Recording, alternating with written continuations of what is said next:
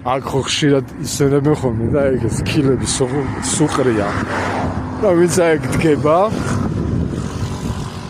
შეხედე რამდენია გადაყრილი. აი ეს არის ნაგავი. მე შეძლება საშუალებას მე არ ვიზახი რომ ყველას, მაგრამ აი აქ ასე მსგავსად ტოვებენ და არიან ნაგავს. ემის მაგიერ აქ შანსი არა, ჩემნაირად ფეხით არავინ არ ამოდის.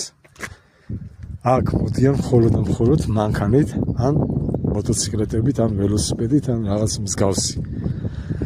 ყვებიან ასეთი ხედით, მერე ბოლოს მოისვრიან, ფეხებზე იკიდებენ. აი ესაა სამწუხარო.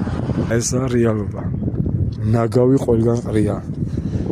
სანამ ადამიანი არ გადაეჩვევა მავნეჩვევას, ანუ გადაგდებას, მანამდე იქნება ეს ნაგავის ეხება ბევრი. ვის აქ ეხლა კადრში არ ჩანს კარგად, მაგრამ ნებისმიერი მოდით და ნახეთ, დააკვირდით რამდენი კილები ყრია.